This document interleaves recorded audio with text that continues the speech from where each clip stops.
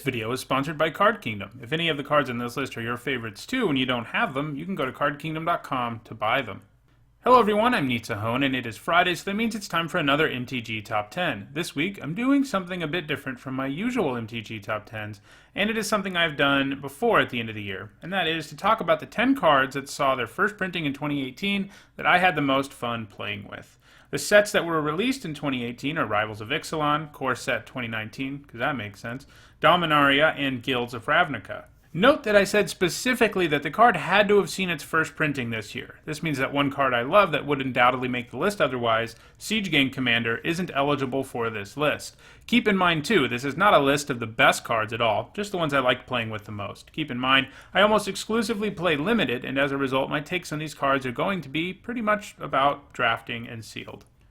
At number 10, I have Skywriter Patrol. Blue-green is one of my two favorite color pairs, and blue-green uncommons and limited usually make my lists at the end of the year just because I love the color pair so much, and this is my pick for the best blue-green uncommon of the year. This was just a powerful card, one that wouldn't be too shocking at rare, but at uncommon it was incredible. Being able to make your big creatures fly and giving them a permanent +1/+1 counter is great. Frequently, blue-green is not as well defined as the other color pairs in limited formats, and that was true in Core Set 2019. But when you have a powerful uncommon like this one or last year's River Hoopoe, well, maybe you don't need to be a well-defined color pair. At number 9, I have Dryad Greenseeker. This was sort of a sneaky powerful card in Core Set 2019 Limited. I rated it high from the beginning, but people argued with my assessment of the card in my set review, saying it wasn't all that good. And you know, I am wrong sometimes, but I was pretty sure about this one, and in the end, I was right. A 2-mana 1/3 that draws you something like half a card a turn is actually a great deal. There are many games where Dryad Greenseeker allowed me and many others to grind away to a win once the game was in top deck mode. At number 8, I have Gitu Chronicler. This was a card I actually underrated in my set review, so here's the flip side of that. Dominaria ended up being an incredibly grindy and slow format, and for that reason, it ended up being my favorite limited format of the year, because those are the kind of games I love. But the Chronicler is a great indicator of that. In a lot of formats, this would have to be a 1/3 way too often to be that good, but in Dominaria, you could wait to kick it because the games went so long, and doing so was often game-winning. I managed to get a trophy with a deck that was otherwise incredibly mediocre, but it had 3 or 4 Chroniclers and 2 Fight with Fire, and the whole goal of the deck was just to cast Fight with Fire with Kicker twice in the game, and it worked out pretty well. Any format where you can do that is awesome, and the Chronicler for me is a great embodiment of how great Dominaria was. At number 7, I have the only card to make the list from Rivals of Ixalan, which is my least favorite limited format of the year, but I did like this card, which is Path of Discovery. I really enjoyed the Explore mechanic in general. I think it is a great design, and it also does something that I like, which is give you value. You either get to draw a card or make a creature bigger. So if you stack Explore onto creatures that already have reasonable stats, they're all pretty good, and that was true in the format.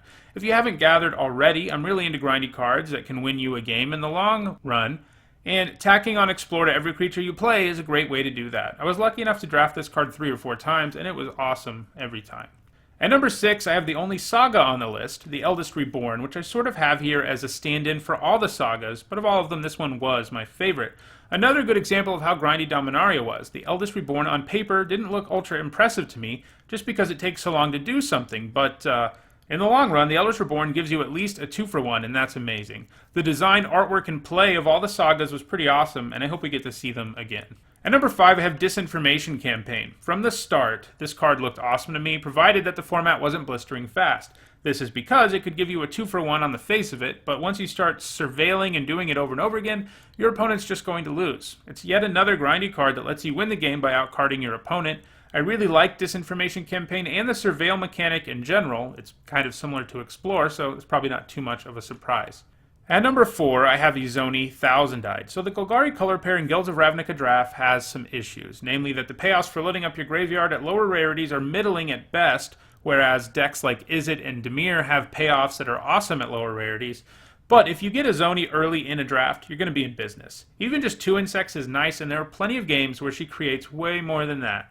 On top of all of that, she can, guess what, grind you to a win by drawing you extra cards. I don't really recommend ever not first picking her if you see her. She's just too fun and really makes a Golgari deck awesome.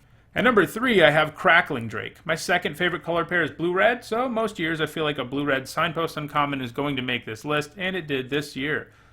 This card would probably have been pretty good even if it didn't draw you a card. Adding that to it makes it insane and yet another 2-for-1 on the list. I love blue-red spells, decks, in basically all formats, and this is one of the best payoffs we had for them in a while, though there is another spell payoff card on this list that's ahead of it.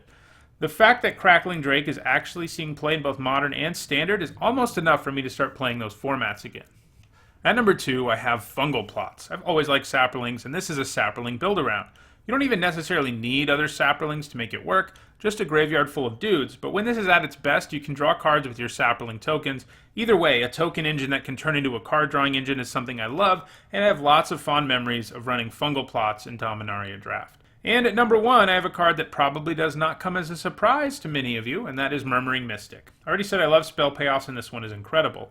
In my non-MTG life, I also really like birds. My fiance and I volunteer at a local wildlife rescue place, and we capture and take hurt birds in our area there to be rehabilitated. So this card is a win for me, both because of the bird thing and because it's an incredibly powerful card. It is another uncommon that plays like a rare, and in the end, I'm ecstatic that this card ended up being a good pick, pack one, pick one, but it also meant I didn't get quite as many chances to play with it as I would have liked.